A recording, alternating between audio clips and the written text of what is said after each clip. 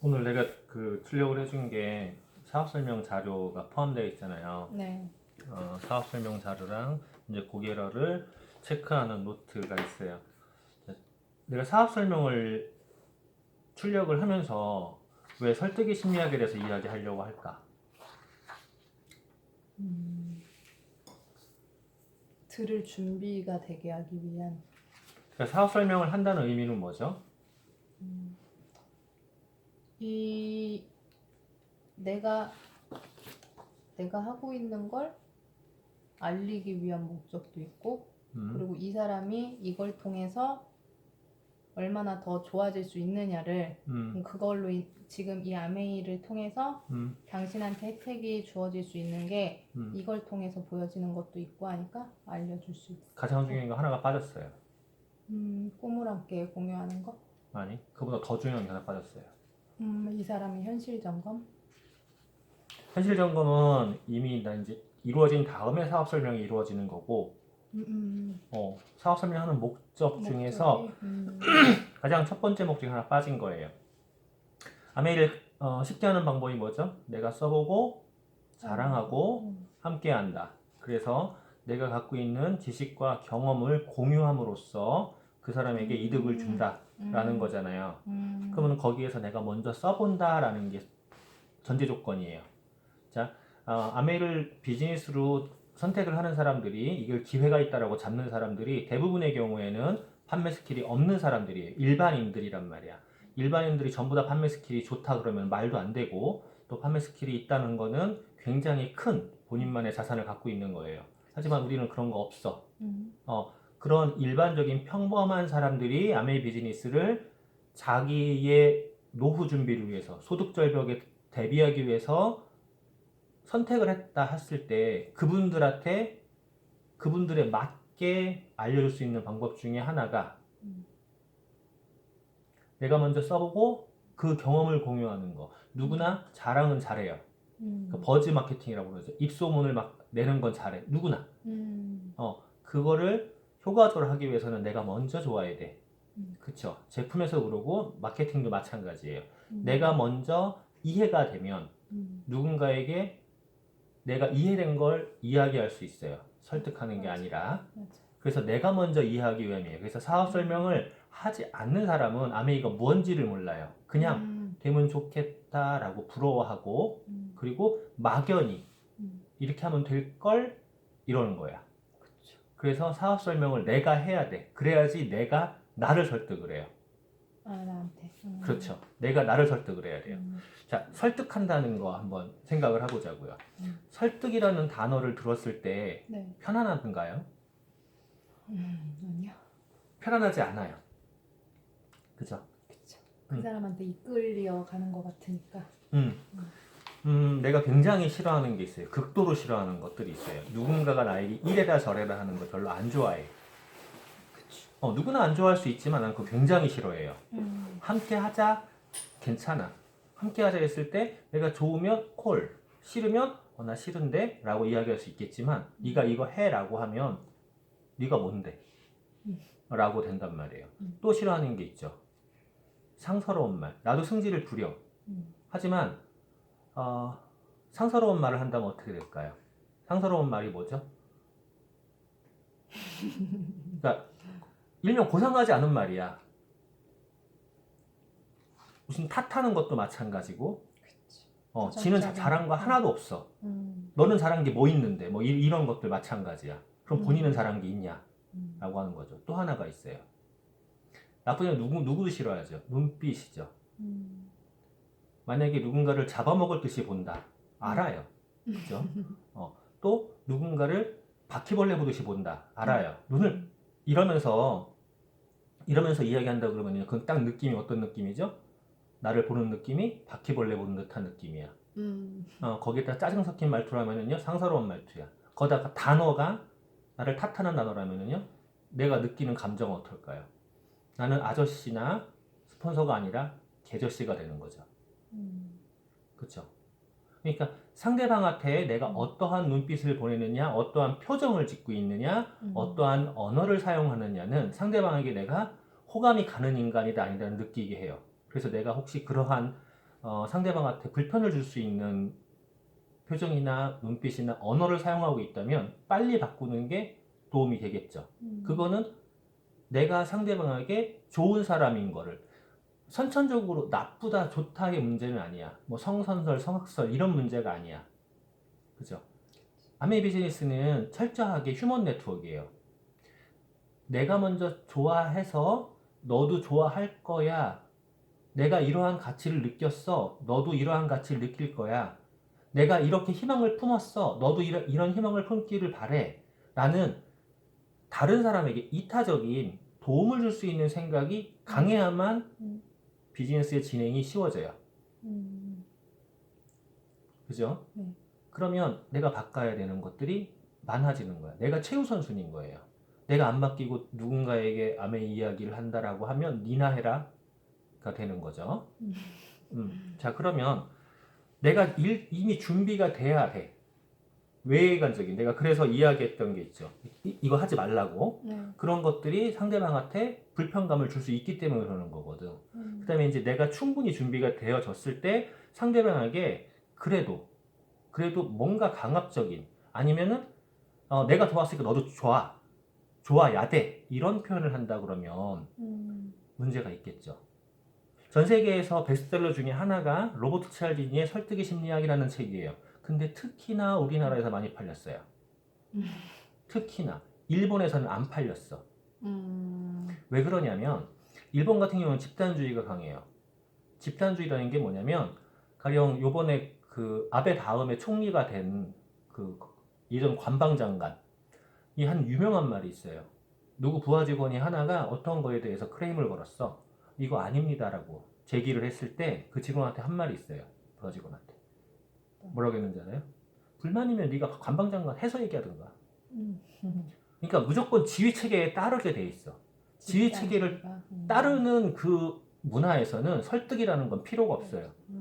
내가 힘을 갖고 명령하면 돼. 그대로 따라야 돼. 근데 우리나라는요, 힘을 갖고 명령을 하면 반항을 한다? 요새는 더 심하죠. 그렇죠. 힘을 갖고 명령을 한다는 건 반항밖에 불러올 수가 없어요. 내가 나이가 많아. 딱 만나자마자 너 몇 살이니? 나 언니 해라. 나 반말 깐다잉? 이런 문화를 갖고 있는 게 우리나라란 말이에요. 나 거기 굉장히 싫어해. 내가 왜 지형이야? 아니 내가 왜 자기한테 형이라고 불러야 돼? 굉장히 싫어해요. 왜냐하면 나의 형이라고 하면 어릴 때부터 나랑 형성되어 있는 내가 형이라고 인정할 수 있는 나보다 월등히 뭔가 나은 존재였어. 큰 존재였어. 아니면 형제 관계로 묶였거나 그렇지 않은 사람은 나한테 형이 아니지. 내가 왜 자기한테 형이라고 불러야 되냐는 거지. 그러면 증빙을 하라는 거야. 어떤 증빙을? 내가 당신한테 형이라는 존중을 할 수 있는 무엇인가 내밀어라 그거야. 마찬가지로 내가 다른 사람한테도 나이가 어린 사람한테도 존댓말을 해요. 왜냐하면 내가 형이 아니야 그 사람한테는. 그냥 동네 아저씨인 거야. 그죠? 그러면 나와 같은 생각을 갖고 있는 사람 많지 않아요. 내가 오히려 더 개인주의야. 집단주의도 아닌 개인주의. 근데 우리나라는요 관계주의란 말이에요. 관계주의는요 상대방이 나를 인정함을 넘어서서 합당하다는 이유가 있어 설득을 당해요. 그 사람한테 내가 아는 무엇인가를 이야기하고 싶을 때는요 합당한 이유가 있어야 돼. 그래서 지난 시간에 내가 Y를 얘기했던 거야. 당신이 지금 하고 있는 방식이 굉장히 좋은 방식이다. Y를 얘기해야 된다. Y가 충분히 있다면 돼요. 그죠? 네. 자, 오늘도 회원가입을 한 사람 같은 경우에 이제 예전에 다른 사람이 나의 회원 안에 다른 사람이 연결을 했던 분이야. 그런데 그 사람이 똑바로 안 했어. 그러니까 연결이 자꾸 끊기는 거야. 연결이 자꾸 끊기고 거기에서 후속 지원이 안 들어가니까 나랑 연결고리가 너무 약한 거예요. 이거를 만들어가는데 3년 걸렸어요. 연락을 해도 쉽지가 않은 거니까. 자, 3년간에 무슨 일이 있었을까? 나는 그때 연결됐을 때 이미 제품에 대해서 프로틴이니 치약이니 더블엑스니 이런 거에 대해서 알려 들어가기 시작을 했는데 다 끊겨버린 거예요. 그 중간 연결고리 효율화 법칙 굉장히 중요하거든. 다 끊긴 상태였어. 자, 그 사람이 그러면 나의 스타일로 치약을 강매를 했을까? 아니면 왜 좋은지를 얘기했을까? 후자죠. 그쵸? 왜 좋은지를 얘기했을 거 아니야. 그러면 써야 된단 말이야. 그런데 연결고리가 다 끊어지니까 쓸 곳을 찾았겠죠. 그쵸. 당연한 결과예요. 알고 있어 이미. 연락이 왔어요. 우정씨 미안해. 내가 이렇게 해서 제품을 계속 누군가에게 쓰고 있었어. 우리 매장에 열심히 하는 사람이 자꾸 와. 그 사람 쓰고 있었어. 그런데 우정씨가 알려준 것처럼 그렇게 알려주지는 못하더라. 그냥 갖다 달라는 거 갖다 주는 심부름꾼이더라. 근데 나 회원번호 죽었겠지 그러더라고. 네.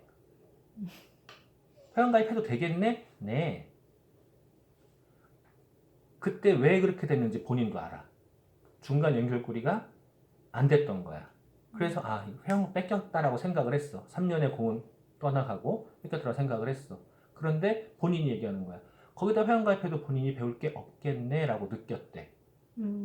그래서 너의 회원으로 해서 회원번호로 쓰는 게 낫겠지 그러더라고. 당연하죠. 도와드릴게요. 그랬더니 걔 회원번호 살아있니? 그러더라고. 아직 살려는 놨어요. 나 걔 밑으로 안 갈래. 충분히 있을 수 있죠. 그래서 알겠습니다 라고 했어요. 그리고 새로 회원가입 시켜드리고 제품 구매가 벌써 나온 거야 오늘. 자 그러면은 내가 그 사람한테 무엇을 준 거죠? 아메이 제품에 대한 가치를 준 거야. 그 다음을 못 넘어간 거예요. 연결고리가 안 됐기 때문에. 그래서 연결고리가 굉장히 중요한 거라고. 그 연결고리가 나와의 관계랑 그 사람의 관계를 어떻게 했냐야. 나와의 관계에서 약속을 더 지킨 적이 없어. 그 사람도 마찬가지였겠죠. 그럼 신뢰가 없겠죠. 그러니까 그 사람하고 연결고리하고 나하고 연결고리하고 이 신뢰관계에서 문제가 되니까 나까지 오는 데가 그렇게 어려웠던 거야. 그래서 내가 맨날 하는 소리가 있죠. 꾸준히 하던 대로 걷던 대로 똑같이 가라고. 자, 하던 대로 똑같이 가라고 할 때 상대방이 나를 이미 신뢰를 한 다음에 무엇인가를 진행하는 거예요. 그때 할 수 있는 게 설득이라는 게 가능해져. 내가 아는 거를 그 사람한테 주는 게 가능해진다고. 내가 로버트 지알디의 설득의 심리학을 처음 읽었던 게 90년대예요. 이해가 안 됐어. 지금도 느끼는 게 그거예요. 내가 지금 알고 있는 것들을 예전에 알았더라면 특히 연애의 심리학 같은 경우를 예전에 알았던 나 완전 바람둥이였겠다. 이런 생각을 해요. 나는 연애의 심리학을 공부하는 것도 이유가 다른 사람을 이해하기 위해서 그래요. 그러면 로버트 치알디니의 설득 심리학에서 이 6가지로 이야기해요. 상호성의 법칙, 희귀성의 법칙, 권위의 법칙, 일관성의 법칙, 호감의 법칙, 사회적 증거의 법칙. 이 6가지로 이야기를 해요. 상호성이라는 건 뭐냐면 누군가가 설득을 당할 때 제품을 받아본 사람이 사게 될 확률이 높다. 그걸 가장 잘 쓰는 데가 어디예요? 시시코너. 그러니까 시시코너의 목적은 뭐예요? 사게 하려고. 사게 하려고인데 사라고 말을 하나? 아니죠. 사라고 말하면 오히려 그 시시코너 망해. 사라고 말을 안 해요. 그냥 맛보라고 그래요. 냄새 풍겨주고 맛보라고 그래요. 그럼 맛을 보면서 어떤 일이 일어나죠? 맛있네. 자, 그러면 만약에 만두를 시식한다고 하자고요. 이 만두 저 만두 그 만두가 있어. 내가 오늘 만두를 살 계획이 있지는 않았어. 있더라고 하더라도 마찬가지. 있지는 않았어. 그런데 보니까 저 만두가 더 괜찮을 것 같은데 이거를 먹어봤어. 전 안 먹어봤어. 맛있네. 그래서 만두 해 먹을까? 돌아가게 되는 거예요. 그런데 만약에 주면서 이거 좋아요, 이거 사세요, 얼마예요? 막 이렇게 강매를 한다고 하자고. 그럼 어떻게 될까? 안 하죠. 안 하죠. 우리가 옷을 고르러 갔을 때도 직원들이 약간의 거리를 두고 그냥 보도록만 도와주고 좋죠. 그러면 편한데 와가지고 언니 이거 보세요, 저거 보세요, 이거 세일해요 막 이러면은 네네 그러고 나가버리잖아. 네, 싫어. 그러니까 상대방이 편안하게 제품을 체험해 줄 수 있게 해주는 거 그게 상호성의 법칙이에요. 그럼 편안하게라는 건 왕창 줘야 돼요? 조금 줘야 돼요? 조금 줘야 돼요. 내가 퀸 미팅을 한다고 할 때 정말로 맛을 맛있게 느끼게 하는 방법이 있어요. 배고프게 하면 돼요. 뭐든지 맛있어요. 그렇죠? 가뜩이나 퀸에다 하면 더 맛이 있지만 그렇게 하면 더 맛있어진다고. 그러니까 왕창 주는 게 아니라 누군가한테 줄 때는 조금 주는 거야. 그 중에서 하나가 강아지 전법이라고 그래요. 강아지 전법. 아. 강아지를 파는 사람들이 쓰는 법이거든요. 분양을 할 때요. 강아지가 보통 가격이 아니야. 그리고 나 같은 경우에는 강아지가 들어오는 것 자체가 싫어. 털 날리고 뭐 하고 냄새나고 똥 싸고 싫어. 그런데 만약에 내 손녀가 강아지를 원해. 설득을 하겠지. 안 된다. 설득을 하겠지. 근데 어찌 하다가 강아지가 한 마리 들어왔는데 얘가 그걸 나가는 거에 대해서 길겁을 해. 강아지가 어찌 하다가 우리 집에 한 마리가 맡겨졌어. 하루 동안. 그 애가 잘 놀아.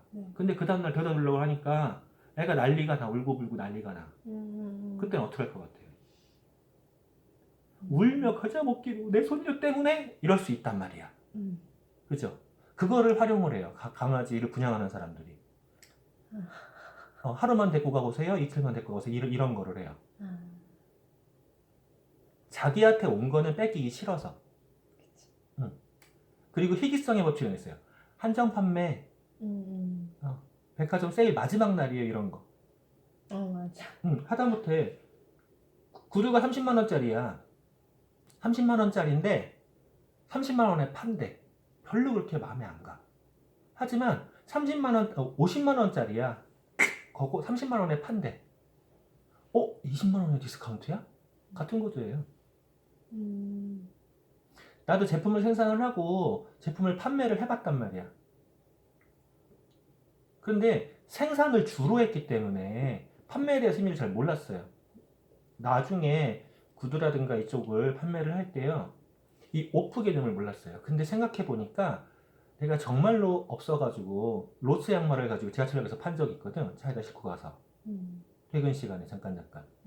그런데 박스에다가 처음에 내가 3,000원을 썼었어요. 실제로 좋은 양말이에요. 근데 찍 긋고 2,000원 써놨었어요. 그러니까 5켤레 3,000원 썼다가 맞아, 그거 틀리더라. 잘 팔렸어요. 근데 그때는 그게 무슨 의미인지를 몰랐어. 원래 3,000원도 아니야. 한 켤레 3,000원이 넘어가는 양말이었어. 근데 로스였어. 로스였기 때문에 가서 그냥 빨리 팔아서 애 근육가게도 만들어야 됐기 때문에 나는 그래서 5켤레 묶어가 3,000원 했던 거야. 엄청나게 싼 거지. 그런데 그거 하나 긋고 2,000원을 바꿔놨을 때 훨씬 더 잘 팔렸단 말이야. 그것도 창피해가지고 뭐 했는지 알아요? 박스에 깔아놓고 뒤에서 서 있었어. 지금의 나라면 그렇게 하진 않아. 조금 더 마케팅을 적극 활용했겠지. 그 다음에 권위의 법칙이라는 게 있어요. 권위의 법칙. 자, 요즘에 이제 쇼닥터라고 하는 사람들이 많이 나와요. 유산균, 콜라겐, 오메가3 이런 거를 팔 때 쇼닥터가 많이 나와요. 하다못해 TV에서 건강 프로그램을 할 때도 쇼닥터가 나와요. 가운 입고 나온단 말이에요. 내가 강의할 때 그러죠. 나도 가운 입을까? 나도 그 능력은 돼. 그런데 가운을 입는다는 건 뭐죠? 권위. 그쵸. 권위를 세워주는 거예요. 그리고 자막에 나오죠. 무슨 닥터. 무슨 박사. 그러면 되게 똑똑할 것 같아. 그 권위야. 권위를 앞세우는 거야. 그러면 나의 권위를 어떻게 세울 거냐고. 모든 사람은 내가 불확실할 때 누군가에게 물어보기를 원해. 근데 물어볼 사람이 없잖아. 그러니까 신한테 기도하는 거야. 신이라는 권위를 만들어 놓고 거기에 내가 기도하는 거야. 나의 권위는 뭘까? 내가 가운을 입는다? 내가 신이 된다? 이건 아니잖아. 그러면 내가 전문가가 되어 가야 돼. 그 사람들이 인정할 수 있는 전문가가 되어 가야 돼. 근데 이게 갭이 엄청나게 벌어져야 되냐고. 약간의 갭이면 돼. 그리고 이 사람이라면 내가 불편한 거를 해결해 줄 수 있어 라는 정도면 돼. 내가 불편한 거를 조언해 줄 수 있어 라는 정도면 돼. 그러면 그 권위를 만든다는 건 내가 스스로 만든다는데 시간이 많이 걸릴 수밖에 없어요. 우리는 공부를 안 해왔잖아. 그런데 권위가 있는 사람이 있잖아. 전문가스러운 사람이 있잖아. 가령 우리 비즈니스에서 얘기하면 스폰서. 스폰서가 권위가 세워져야 돼. 그래서 내가 맨날 하는 소리가 있죠. 파트너가 생기기 전에 공부해라. 근데 공부를 뒤질나게 안 하네? 그러면 파트너가 생겼을 때 뭔 질문으로 나왔을 때 내가 미치겠어요. 그것 때문에. 몇 단계를 거쳐가 나한테 들어왔거려. 중간에서 아무도 컨트롤 못 해주는 거야. 질문이 들어와도 아무도 대답을 못 하는 거야. 그러니까 나한테 들어와요. 나보고 뭐라고 그래. 자기가 왜 거기 회원이니? 그거 소개하셨잖아요. 이상한 건 왜 만들어지는 거냐면 본인이 스스로 공부를 안 했기 때문에 그래요. 권위를 못 잡아준 거야. 그리고 일관성의 법칙이라고 했어요. 일관성. 한 번 예스를 하면 그 다음에 예스가 쉬워. 한 번 노를 하면 그 다음에 노가 쉬워요. 그죠? 근데 일관성의 법칙을 우리가 잘못 활용하면 어떻게 되냐면요. 나 좋아? 라고 물어보면 아니요? 할 말이 없어. 단답형이야. yes, or와 no를 딱 나눠버리는 답들이 있어요. 이렇게 하면 안 돼. 그럼 어떻게 해야 되죠? 일관되게 대화가 유지가 돼야 돼. 긍정적인 대화로 유지가 돼야 돼. 그러면은 열린 질문을 해야 돼요. 그게 항상 어려워요. 열린 질문을. 카령 밥 먹었니? 아니요. 밥 먹었니? 네. 어떡할 건데 그거. 그 다음에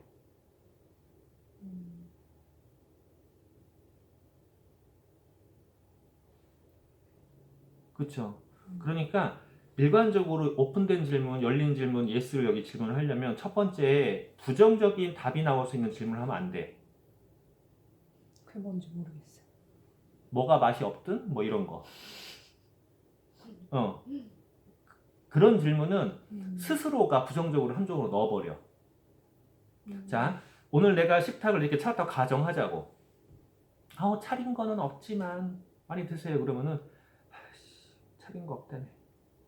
내가 음식 실력이 없어서 당연히 맛이 없을 것 같아. 그래요? 그치. 그렇게 말하는 순간에 그 얘기는 벌써 부정적인 얘기잖아. 그 예의상으로 받아들일 수 예의가 있어요. 아니야 그건. 배려도 아니야. 나를 부정의 함정에다 넣어버리는 거야 그건.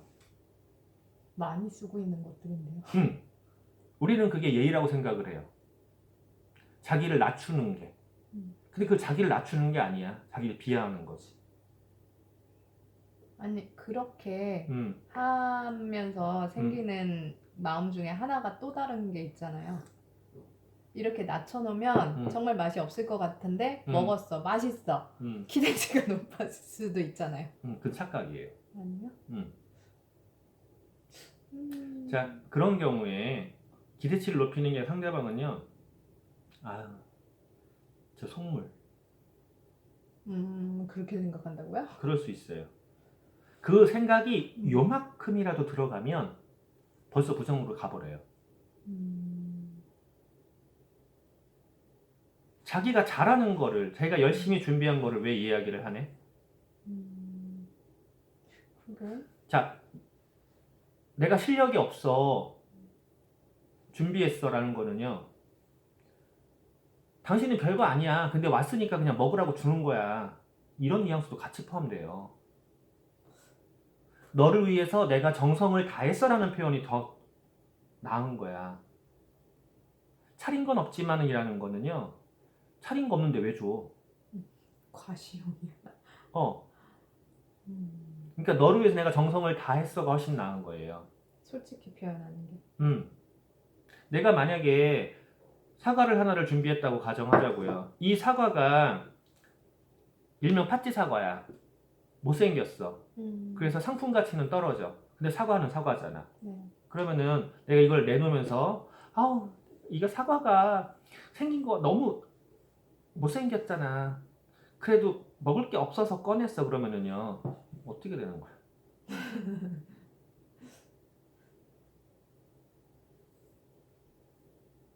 이 사과 맛있더라.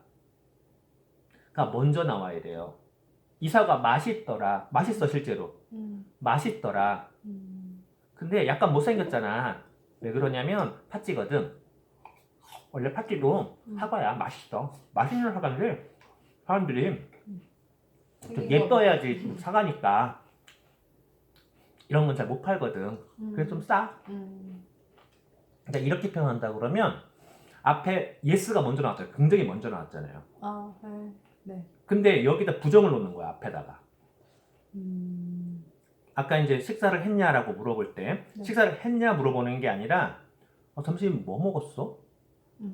라고 그러면 열린 질문이 돼요. 이어나갈 수 있는 질문. 일관적으로 이어나갈 수 있어야 되는데 특히나 긍정적인 걸로 이어나갈 수 있어야 돼요. 그래서 언어 습관 굉장히 조심해야 돼요. 말 조심. 말 조심해야 돼. 호감의 법칙이라고 있어요. 사람들은 자신이 호감을 갖고 있는 타인에게 예스라고 답할 확률이 높아요. 자, 호감을 갖고 있는 타인에게 예스라고 답할 확률이 높다라고 하면 이런 게 있어요. 아저씨, 개저씨. 차이점 알아요? 아저씨, 개저씨, 오빠. 차이점. 계절씨는 완전 안 좋은 거 아니에요? 그러니까 아저씨, 개저씨, 오빠.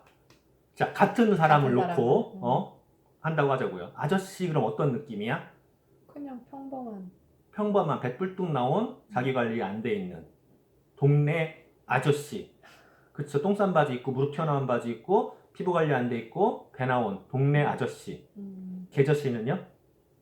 망할인가? 그치? 왜 망할 인간이야? 쓸데없이 껄떡대는. 그죠? 그 느낌 알지? 아니 자기라도 좀 관리가 되어 있는 사람이 예의라도 갖춰주면 그냥 아저씨라고 할 텐데 관리도 안 돼 있어요. 냄새까지 나. 똥싼 바지 입고서는 배까지 나와 있는 인간이 괜히 껄떡대. 자기 잘생겼다고 우겨. 그러면 개저씨인 거지. 그치? 근데 오빠로 바뀌는 순간은 어떤 순간이야? 자기 관리 잘 된 사람. 자기 관리 잘 돼 있어. 매너도 지켜. 내가 호감이 가. 그때는 아저씨가 아니라 오빠가 되겠지. 그쵸? 그러니까 호감이 가는 상황인 거야. 그럼 호감이 간다는 건 지금 내가 이야기한 얘는 자기 관리잖아요. 자, 외적인 자기 관리도 포함되고 표정이라든가 마인드라든가 지식도 마찬가지야. 그래서 내가 이런 거 계속 인상을 쓴다거나 막 이렇게 째려본다거나 상스러운 말을 쓴다거나 짜증을 부린다거나 상대방을 비하한다거나 이런 것들을 하면 호감이 갈까? 안 가. 그 사람이 좋은 걸 갖고 와도 그거가 거부가 돼요. 그래서 내가 호감이 가는 사람이 되려면 내 관리가 돼야 돼. 내 관리는 외적인 관리야 내적인 관리가 같이 들어가야 되는 거야. 그리고 그게 얼굴에 드러나요. 내 눈빛에, 말에, 행동에 드러나게 돼 있어요. 그래서 미팅을 할 때 호감의 법칙을 활용을 하려면 어떻게 해야 되냐면요. 자, 편안하게, 나 집이잖아. 편안하게 똥싼 바지 입고 있어도 되겠지? 목 늘어진 거 입고서 되겠지? 이러면 누가 그런 거야? 안 된다고. 그죠? 그래서 잘 때 입는 옷은 잘 때 입는 옷인 거고 편안한 릴렉스 옷이 입는 거고 누군가를 만날 때는 반드시 갖춰야 되는 거예요. 반드시. 하다못해 마트에 가더라도요. 그냥 똥싼 바지 입고 슬리퍼 질질 끌고 가는 게 아니야. 누구를 만나서 어떤 영향을 줄지를 몰라요. 내가 오빠가 아저씨가 개저씨가 되는 건 순식간인 거야. 그죠? 그리고 사회적 증거의 법칙이라는 게 있어요. 사람들이 확신이 없는 경우에 다른 사람의 행동을 보고 의사결정을 해요. 다른 사람. 어떤 나보다 나은 사람. 그거는 권위의 법칙이죠.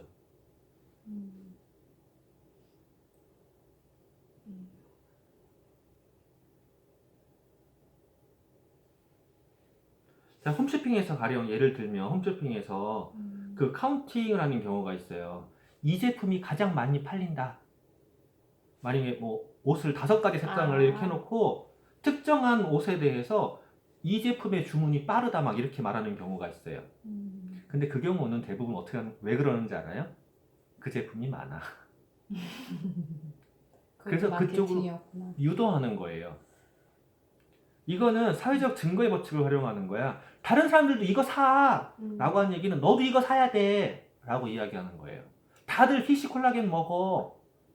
콜라겐에 대해서 뭣도 모르는 게 피쉬 콜라겐, 나노 콜라겐 이런단 말이에요. 그 얘기는 뭐예요? 다들 먹어. 그걸 듣고 뭐라고 그래요? 요즘에 콜라겐 안 먹는 사람이 있어? 다들 먹잖아. 미용 때문에. 이렇게 말을 하게 되는 거야. 그럼 그걸 들으면 나도 안 먹으면 안 될 것 같은데 현장에서 나와. 피쉬 콜라겐, 나노 콜라겐 이러고 나와. 그럼 나도 먹어야 될 것 같은 거지. 콜라겐에 뭣도 모르는 게 그렇게 말한단 말이야. 근데 그거는 뭐 때문에 그러냐면 사회적 증거의 법칙 때문에 그래요. 그 사람들이 그걸 마케팅에 활용한 거야. 그래서 내가 가끔 TV를 안 본단 말이에요. 난 TV를 보는 건 딱 정해져 있어요. 유튜브에 내가 강의 올리거나 내가 듣는 강의를 올려서 TV로 보거나 아니면 홈쇼핑 채널을 보거나 영화를 봐요. 홈쇼핑 채널을 보는 이유가 뭐냐면 그 요즘의 트렌드가 뭔지 어떻게 이야기하는지를 보려고 해요. 그 사람들은 전문가들이야. 그걸 보려고 그래요. 그걸 사겠다라고 보는 게 아니야. 근데 홈쇼핑을 빠져드는 경우가 뭐죠? 그 사람들이 나한테 어떤 마케팅을 하는지를 모르고 끌려가는 경우에 빠져드는 거죠. 맞아. 지르고 보죠. 맞아. 내가 아는 게 채워져 있으면 그만큼 방어가 되는데. 아는 게 채워져 있지 않으면 방어가 안 돼요. 자, 이 설득의 심리학이 지금 내가 이야기를 하는 걸 들으니까 네. 300페이지 정도 되는 책을 이렇게 간단하게 이야기한 거예요. 그러면 이거를 들으면서 내가 이 얘기를 오늘 왜 한 것 같아요?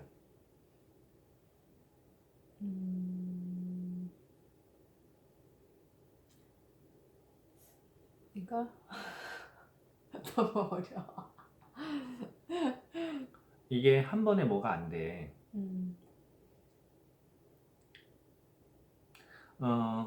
누군가는 그 사람이 알아들을 때까지 부어주어야 된다, 넘칠 때까지 부어주어야 된다 이야기를 해요. 나도 사실은 그렇게 해. 네. 넘칠 때까지 부어주어. 그런데 넘친다는 거 이거예요. 만약에 이 잔에다 넘치게 부은 날, 내가 이렇게 부었을 때 이 사람이 이걸 채워가는 사람이 있어요.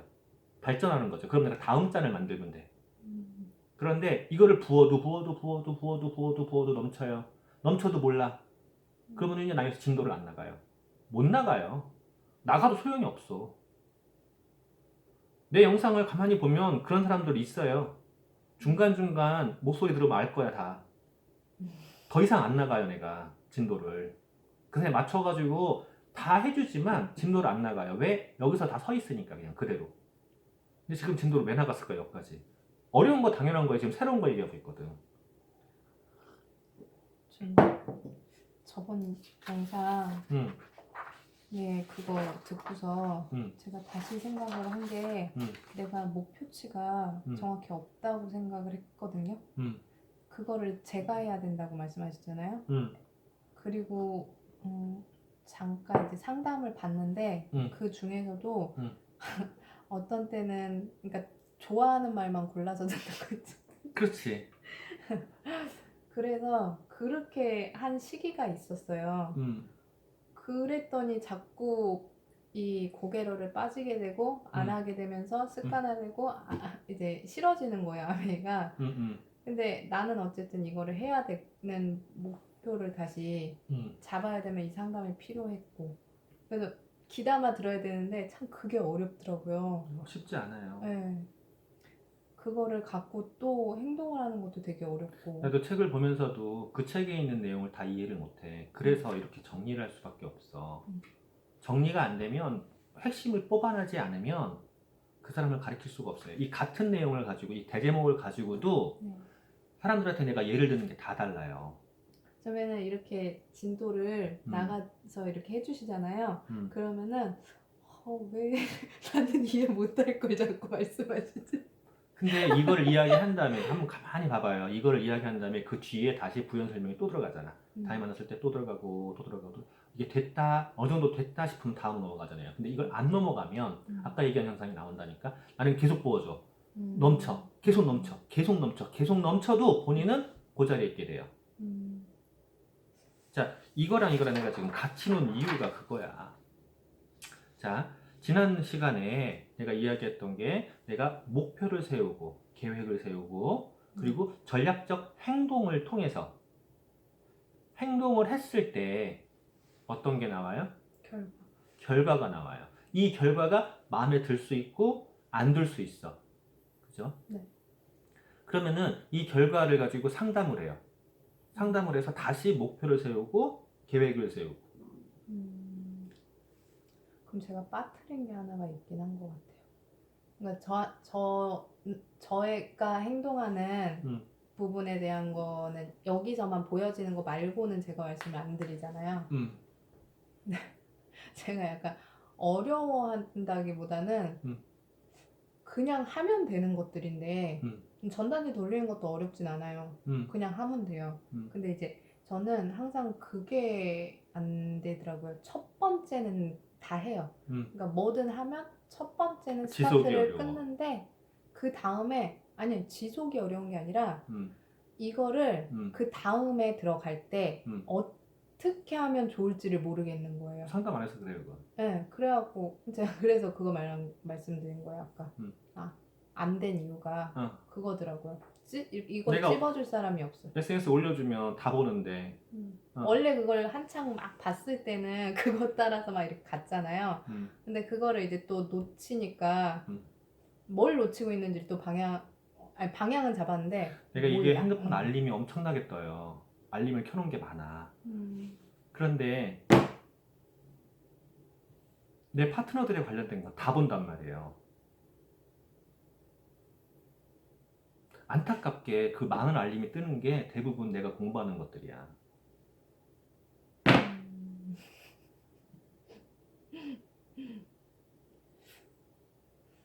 그러니까 내가 이야기하는 게 있잖아요. 나한테 드러내줘라.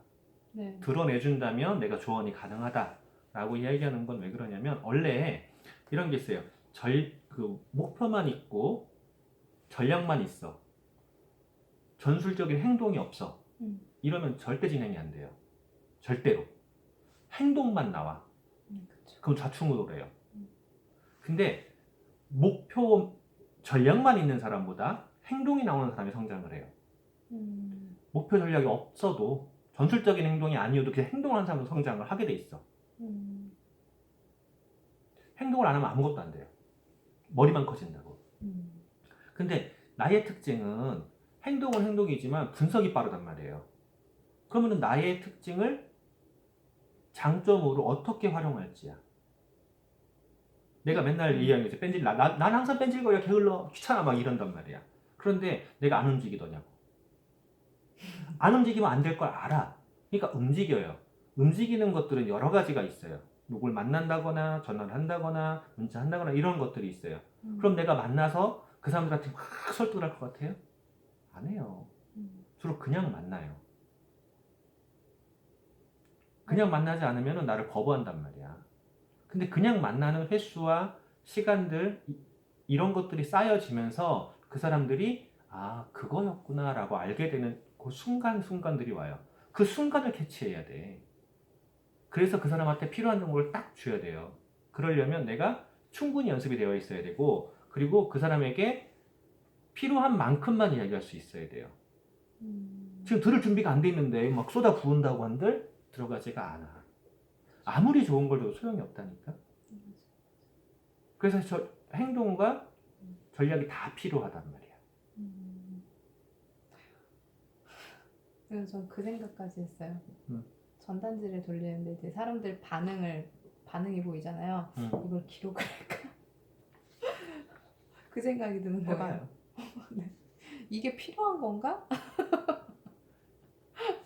나한테 물어보는 게 내가 가끔 답을 잘 안 하는 것들이 있는 거 알죠? 해보라고. 주로 뭐 답 안 해요? 모르겠는데요. 올려놓고 이거 돼요 안 돼요? 아. 뒤에 다 본다니까? 안 될 땐 내가 조언을 해줘. 근데 그걸 오픈도 하기 전에 나한테 그거를 봐달라고 그러면 나는 바빠 죽겠는데 무슨 초등생이야? 아빠 나 학교 갈 건데 가방 매야 돼 안 매야 돼? 일단 가. 그죠? 자 이거를 출력하면서 지금 설득의 법칙을 가르치고 있는 거야. 왜 가르친다? 사업 설명하는 것도 마찬가지예요. 단순히 팩트로 아메이는 이런 회사고 이렇게 제품을 쓰면 이렇게 돈이 되고 그리고 어떻게 하면 그게 커져요 라고 이야기하는 거와 그 사람에 맞추어서 그 사람하고 나하고 어디까지가 있는지에 맞춰서 스토리를 이야기하는 거와 달라. 그래서 그러는 거거든요. 그런데 이걸 고민만 하고 사업 설명 안 하잖아요? 그러면 경험이 부족하기 때문에 못 찾아 그 포인트를. 사업 설명은 스토리로 해야 되는 거예요.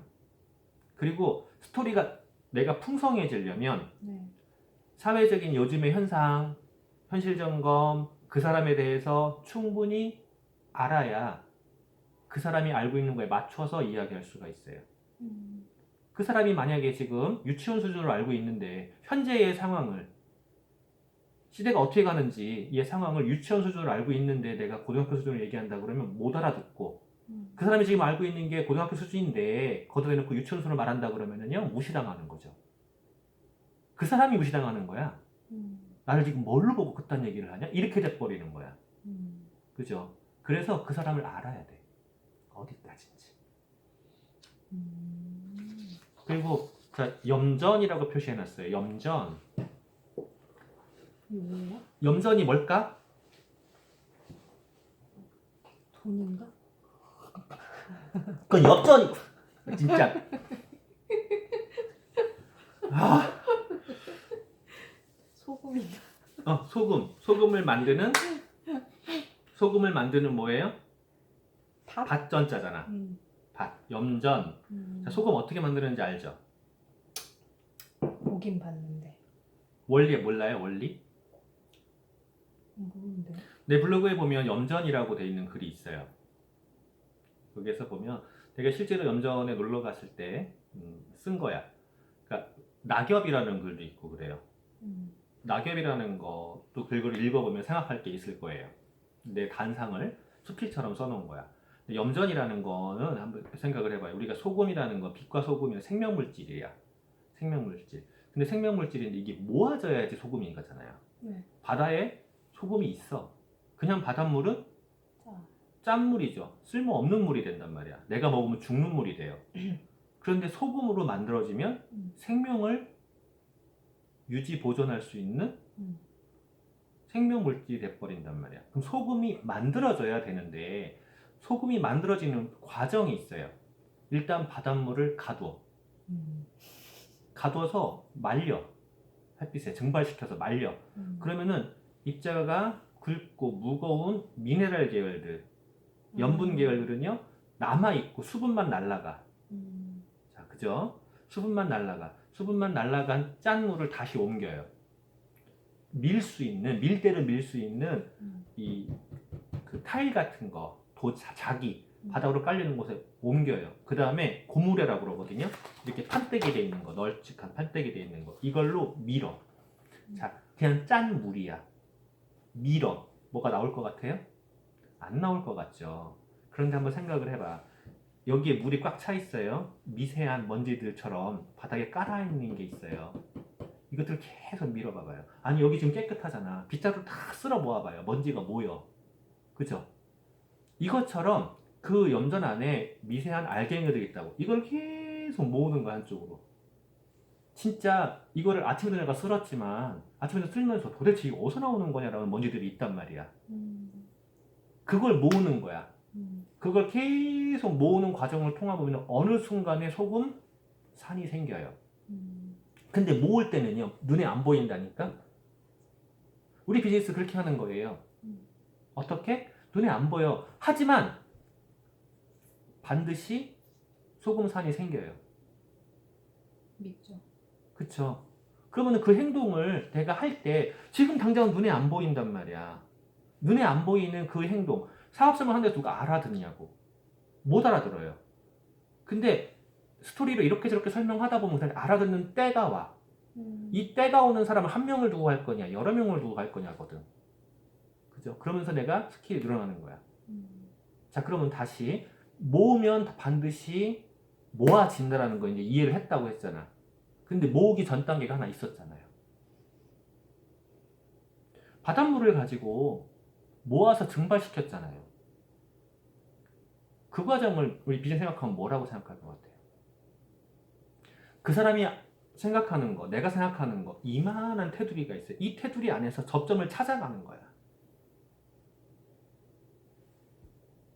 그거는 그 사람하고의 공감 대화를 통하지 않고는 못 찾아요.